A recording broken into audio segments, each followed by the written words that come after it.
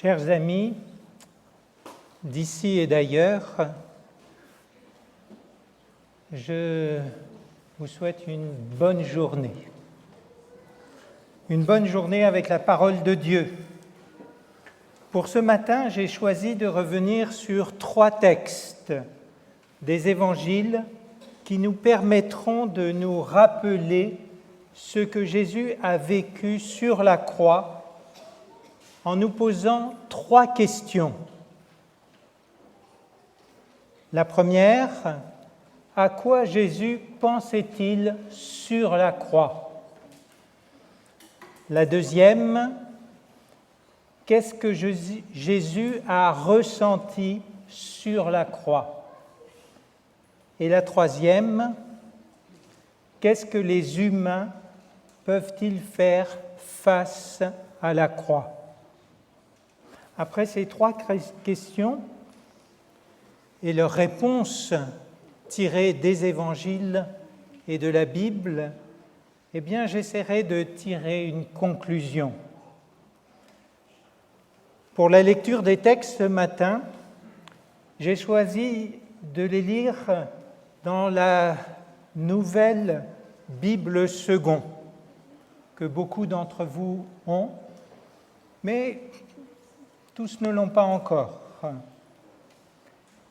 Parfois, j'utiliserai d'autres versions de la Bible pour enrichir notre méditation.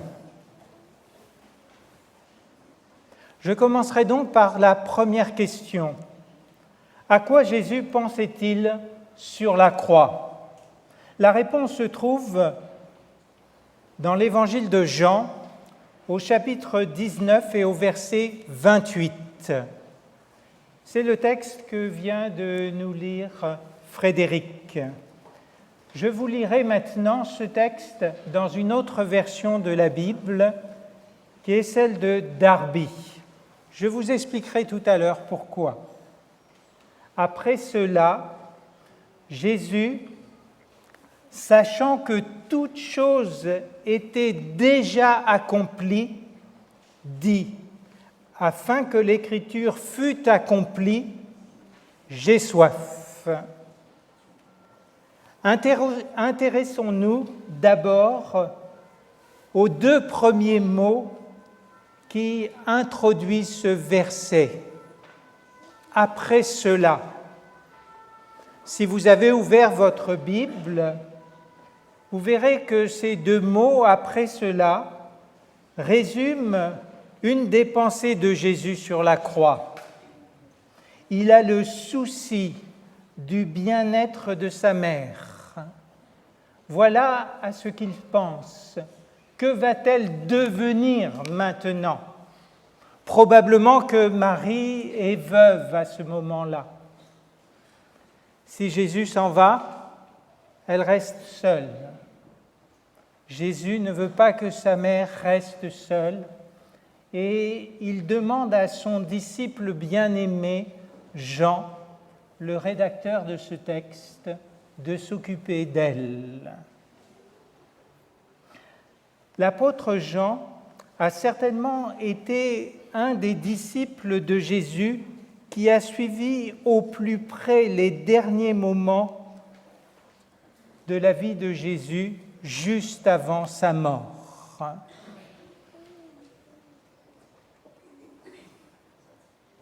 Lui, il sait quelles étaient les préoccupations de Jésus et il les indique par ces mots, sachant que toute chose était accomplie.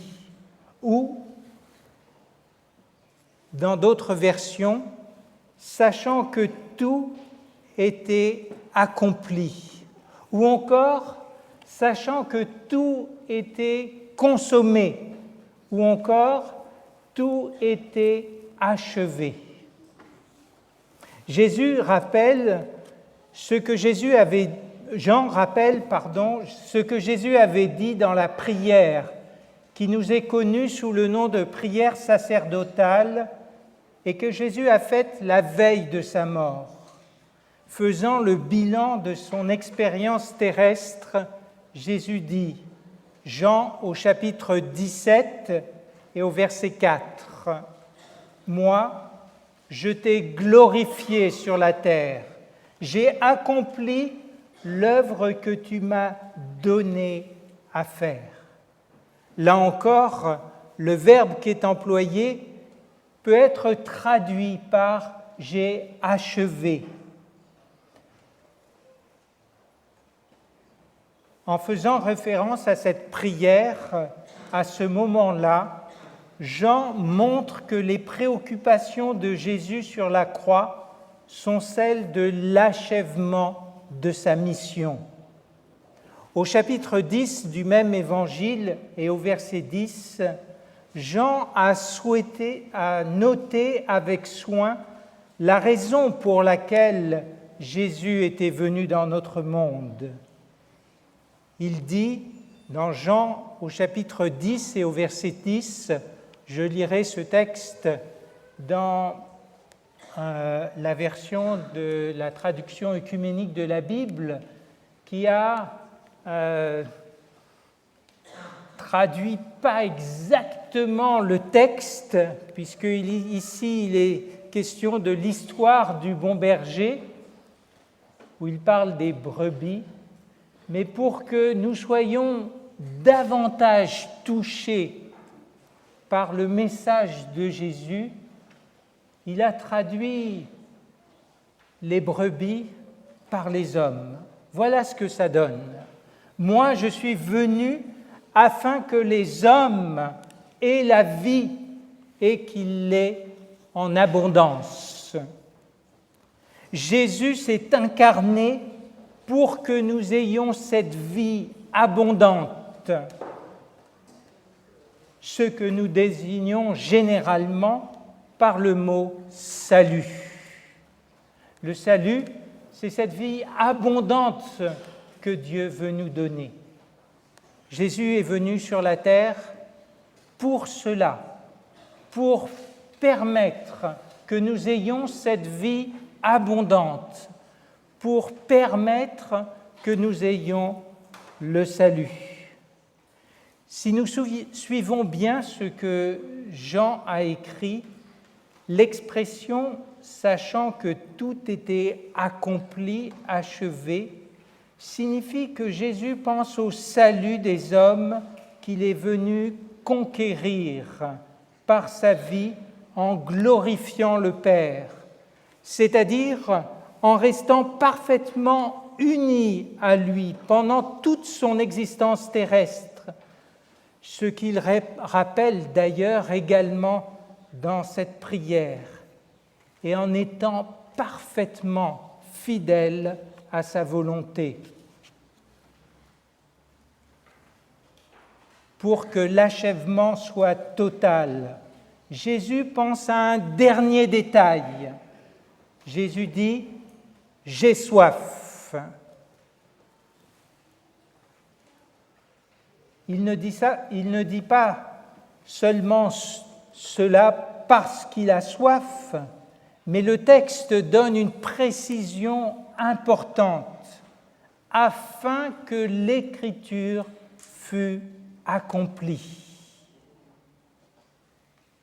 On peut penser que, à cet instant difficile physiquement pour Jésus, il ait éprouvé la soif.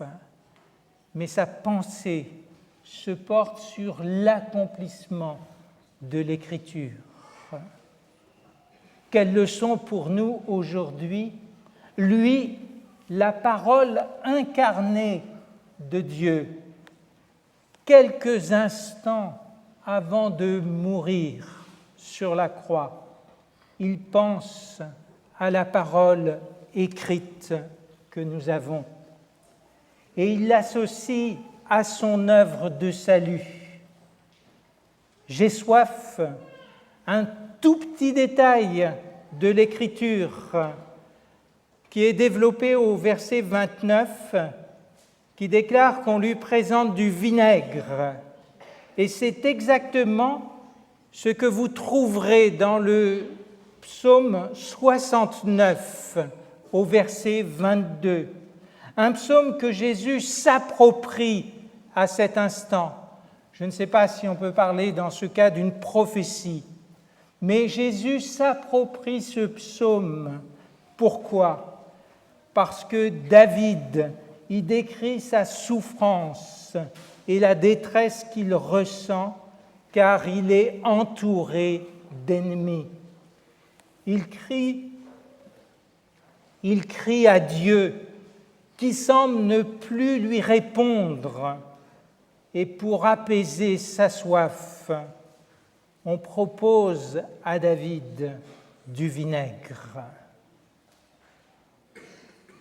Le souci de Jésus sur la croix est de rappeler que dans l'Écriture, nous pouvons trouver tout ce qui concerne notre salut. C'est bien ce qu'il avait déjà dit dans Jean au chapitre 5 et au verset 39. « Vous sondez les Écritures parce que vous pensez avoir en elles la vie éternelle, donc le salut. Or, ce sont elles qui rendent témoignage de moi. » Les Écritures pour Jésus sont extrêmement importantes. Ce que nous appelons aujourd'hui la Bible, c'est extrêmement important. Au dernier moment, avant de rendre le dernier souffle, Jésus veut rendre hommage à cette parole écrite parce qu'elle est porteuse de notre salut. Lorsque Jésus est sur la croix, il pense aux prophéties qui ont été faites à son sujet et il veut qu'elles soient toutes réalisées jusqu'à la dernière. Et c'est pourquoi il dit simplement « J'ai soif ».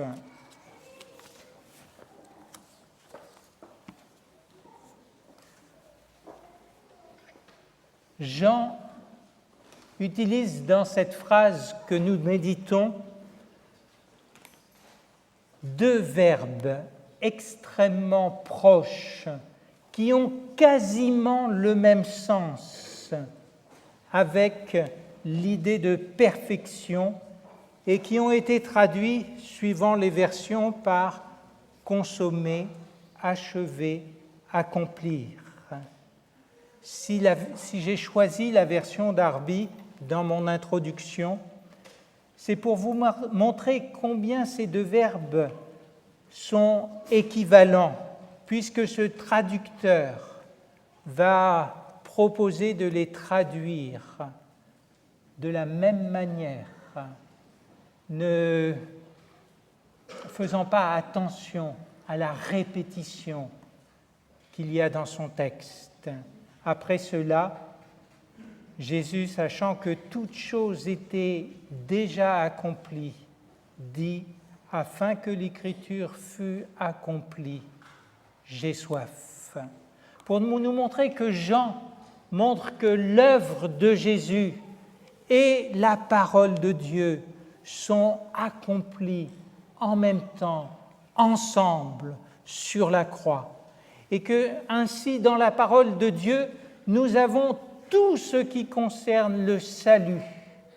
Nous n'avons besoin de rajouter rien d'autre. Par cette répétition, Jean veut faire comprendre que Jésus voulait nous enseigner que son œuvre de salut est parfaitement achevée et que l'Écriture annonce ce salut jusqu'au moindre détail. Par conséquent, il n'y a pas à attendre d'autres révélations concernant notre salut. Tout a été dit et écrit. La raison d'être des Écritures que nous appelons aujourd'hui la Bible est de nous révéler le salut d'une manière parfaite. C'est certainement une invitation pour nous à lire, méditer, étudier la parole de Dieu. Il y a des années que personnellement je réfléchis sur certains passages de l'Écriture et je suis étonné, après avoir lu la Bible, mais aussi d'autres livres qui nous parlent de la Bible, de découvrir encore de nouvelles révélations. Ne vous arrêtez pas d'étudier la parole de Dieu, car elle concerne votre salut. Si vous souhaitez être sauvé par Jésus-Christ, alors prenez à cœur d'étudier ce qu'il est dit de lui dans ses Écritures, car c'est là notre salut.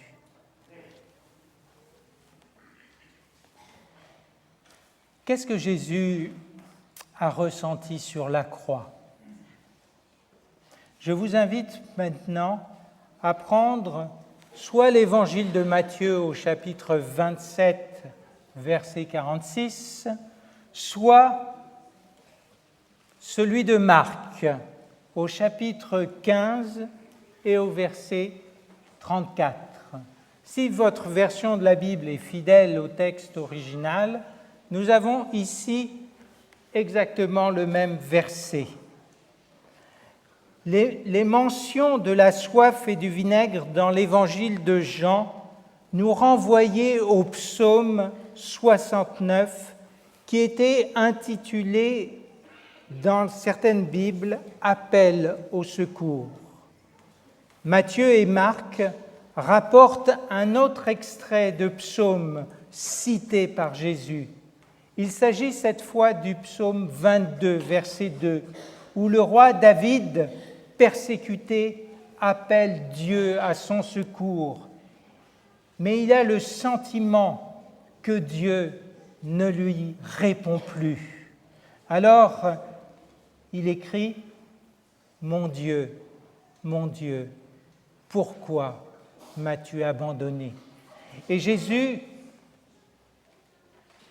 nous dit dans ce verset, enfin Matthieu ou Marc nous disent dans ce verset, vers la 9e heure, Jésus cria « Élie, Élie, lema sabachthani », c'est-à-dire « Mon Dieu, pourquoi m'as-tu abandonné ?» Jésus avait prié 3 fois afin que ses disciples soient unis de la même union qu'il y avait entre lui et le Père. Dans la prière que nous trouvons au chapitre 17 de l'évangile de Jean, vous trouverez cela au verset 11, au verset 21 et au verset 22. Jésus avait aussi déclaré, Jean 10, verset 30, « Moi et le Père, nous sommes un ».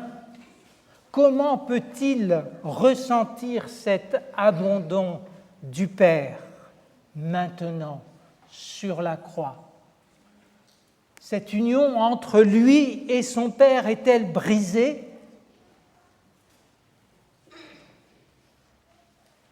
Voici comment Paul explique cette situation.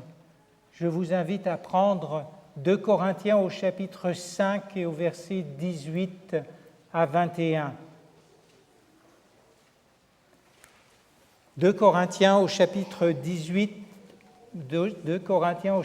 5, versets 18 à 21. Tout vient de Dieu qui nous a réconciliés avec lui par le Christ et qui nous a donné le ministère de la réconciliation. Car Dieu était dans le Christ, réconciliant le monde avec lui-même, sans tenir compte aux humains de leurs fautes et mettant en nous la parole de la réconciliation. Nous sommes donc ambassadeurs pour le Christ. c'est Dieu qui encourage par notre entremise, au nom du Christ, nous supplions, laissez-vous réconcilier avec Dieu. Celui qui n'a pas connu le péché, il l'a fait pour nous pécher, afin qu'en lui nous devenions justice de Dieu. Cette déclaration de Paul éclaire notre passage sur 2 points. Le premier, c'est que Jésus ressentait un abandon alors que Dieu était en lui, réconciliant le monde avec lui-même. Il s'est donc passé quelque chose qui a mis une séparation entre Jésus et le Père, alors que le Père était présent en lui.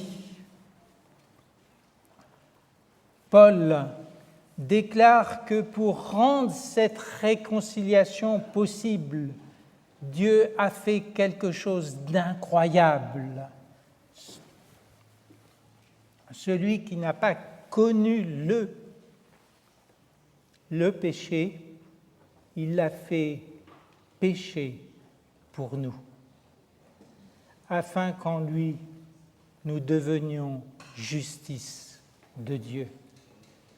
C'est la réalisation de la prophétie d'Ésaïe 53, où le prophète explique que le serviteur attendu, le Messie qui devait venir, devait porter le péché de l'humanité. Le prophète Ésaïe, au chapitre 59, verset 2, déclare « Ce sont vos fautes qui vous séparent de votre Dieu. Ce sont vos péchés qui le détournent de vous, qui l'empêchent de vous entendre. » En déclarant « Mon Dieu, pourquoi m'as-tu abandonné ?»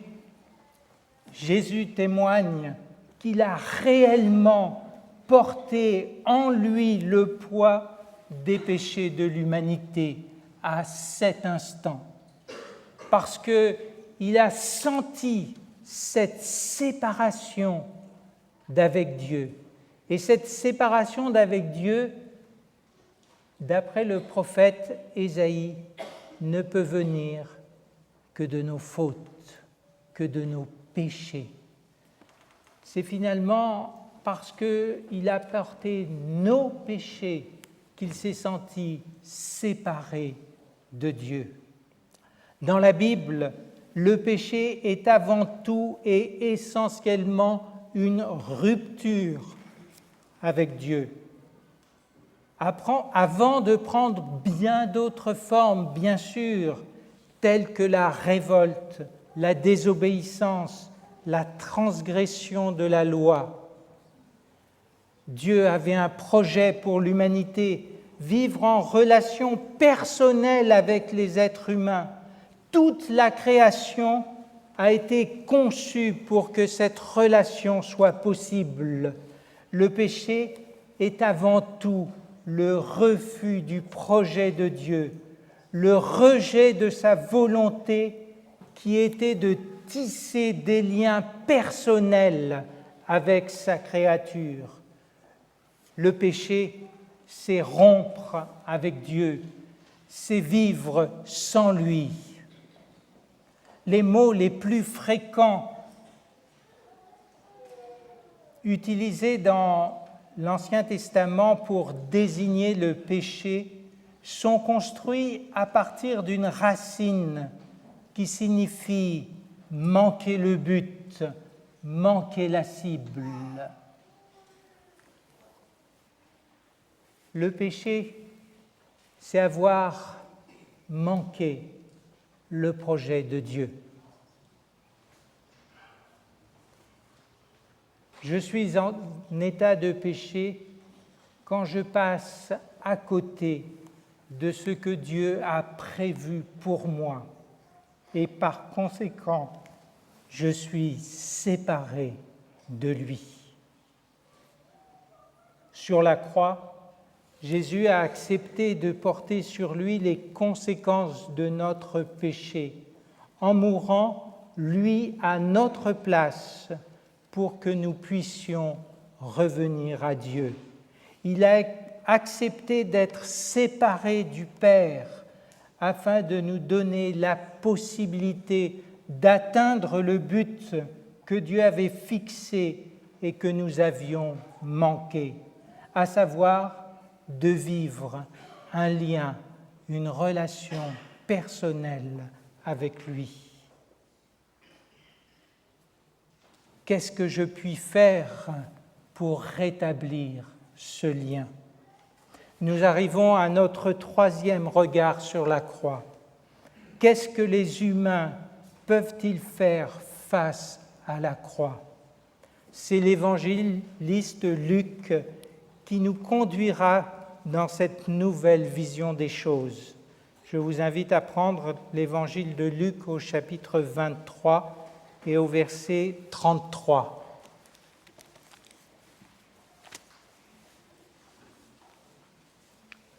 Lorsqu'ils furent arrivés au lieu appelé le Crâne, ils le crucifièrent là, ainsi que 2 malfaiteurs, l'un à droite et l'autre à gauche.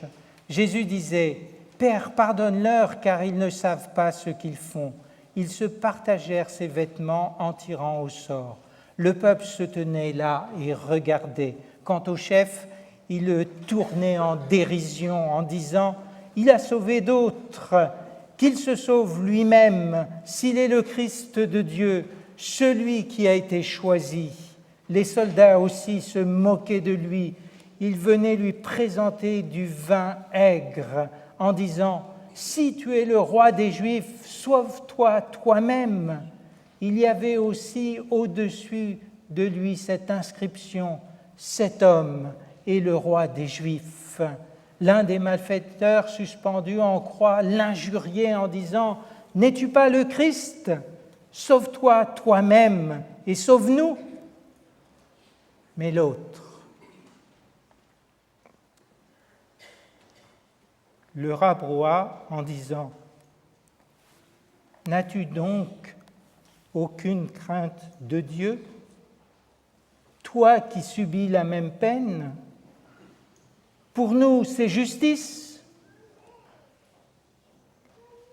car nous recevons ce qu'ont mérité nos actes, mais celui-ci n'a rien fait de mal. » Et il disait : « Jésus, souviens-toi de moi quand tu entreras dans ton royaume. » Il lui répondit : « Amen. Je te le dis aujourd'hui, tu seras avec moi dans le paradis. » Face à Jésus sur la croix, nous avons 3 possibilités.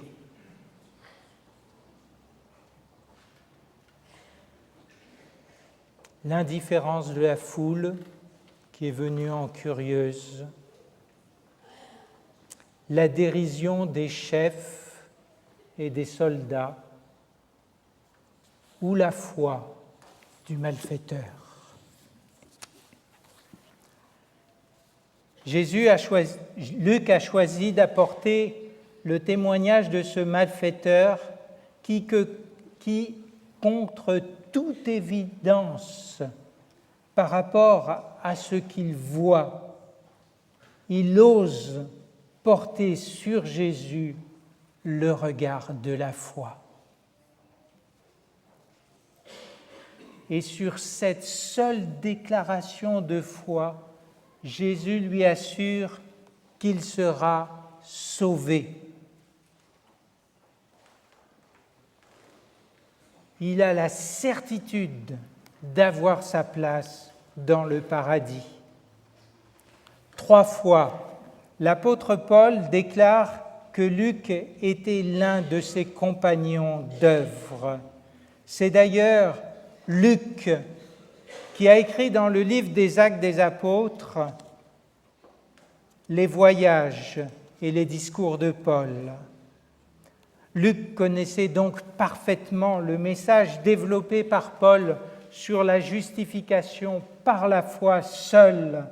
Il a choisi de nous révéler le témoignage du malfaiteur sur la croix, qui est une illustration parfaite du message de la justification par la foi. Cet homme reconnaît ses péchés et se tourne vers la foi, vers Jésus.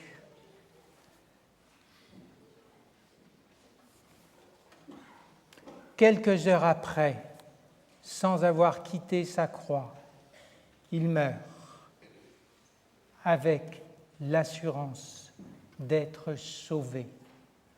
Seule sa foi l'a sauvé. Rien d'autre. Pour expliquer le message de la justification par la foi, Paul s'appuie sur le premier homme à qui Dieu a pu dévoiler dans le détail son plan du salut pour l'humanité et à qui il a fait le serment que ce plan pourrait se réaliser sur la base de la foi uniquement. Cet homme, c'est Abraham. Je vous invite à passer du temps sur cet homme. J'y ai passé des jours et des jours. Et vraiment, cet homme a en lui tout pour nous faire comprendre ce que Dieu a fait pour notre salut. Mais j'aimerais vous lire simplement un extrait. Cet extrait, je le prends dans Romains au chapitre 4, versets 1 à 5. « Que dirons-nous donc d'Abraham, notre ancêtre selon la chair ? Qu'a-t-il obtenu ? Si en effet Abraham a été justifié en vertu des œuvres, il a de quoi être fier. Mais devant Dieu, il n'en est pas ainsi. En effet, que dit l'Écriture ? Abraham crut Dieu et cela lui fut compté comme justice.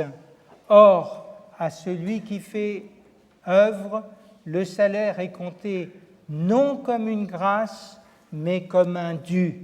Quant à celui qui ne fait pas d'œuvre, mais qui croit en celui qui justifie l'impie, sa foi lui est comptée comme justice.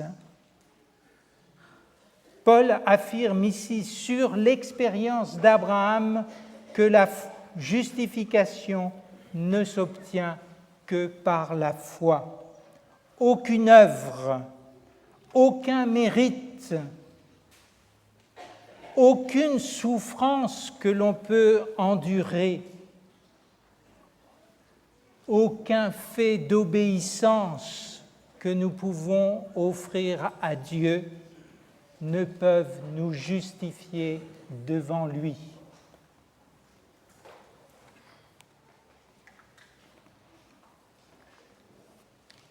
Dans l'Épître aux Romains au chapitre 4, Paul insiste, je vous invite à lire tout ce chapitre, pour montrer que Dieu a déclaré juste Abraham sans autre contrepartie que sa foi.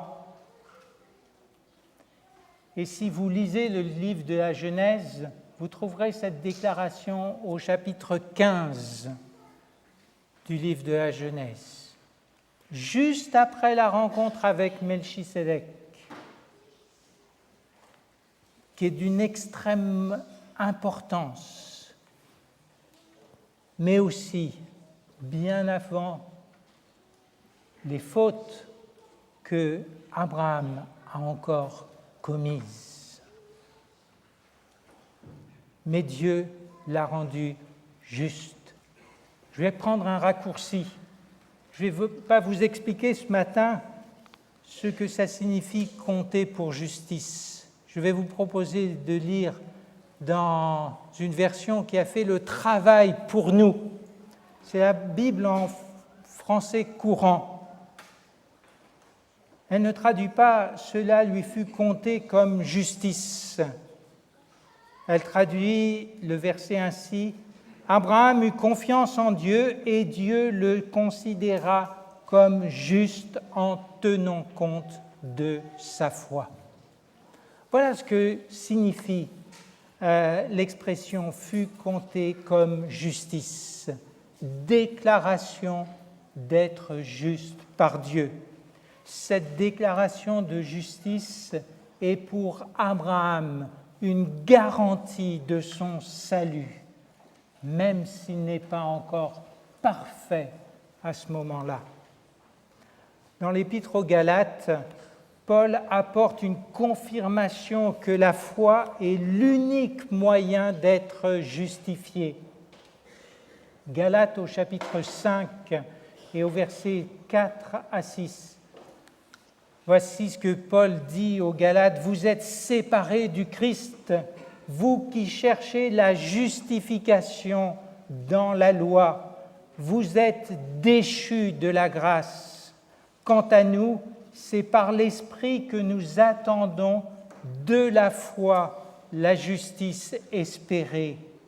Car en Jésus-Christ, ce qui a de la valeur, ce n'est ni la circoncision, ni l'incirconcision, mais la foi qui opère par l'amour. » Ce verset 6 est particulièrement important dans la discussion sur la justification par la foi.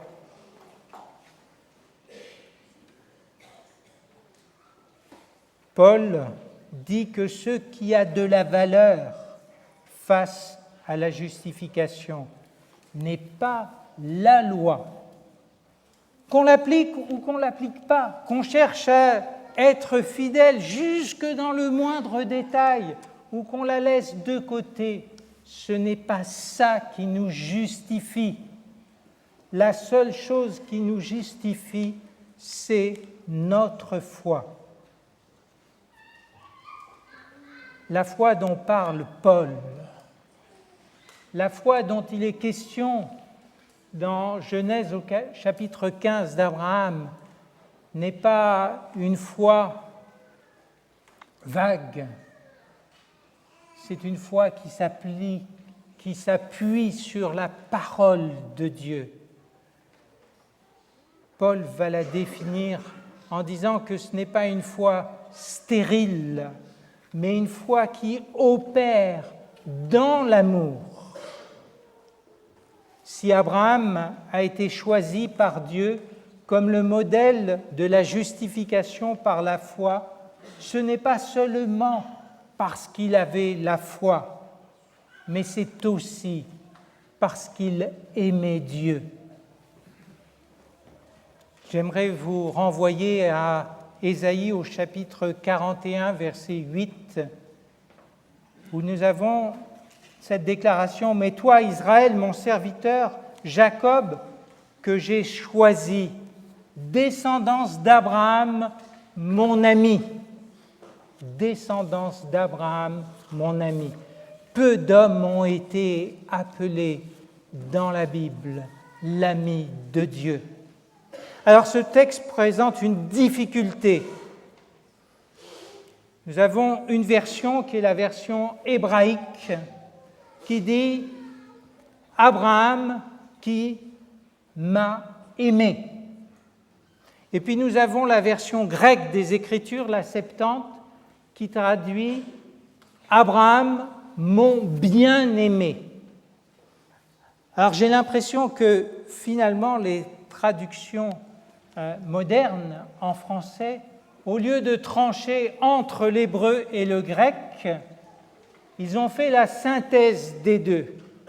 Et ils ont dit, finalement, si Abraham aime Dieu et si Dieu l'aime, c'est qu'ils sont amis. Et c'est pour ça que nous avons dans nos traductions Abraham, l'ami de Dieu.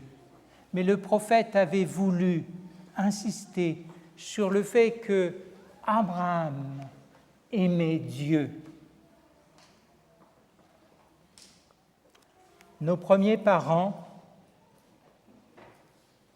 n'ont pas premièrement péché par la désobéissance. Ils ont manqué le but en n'entrant pas dans le projet de Dieu.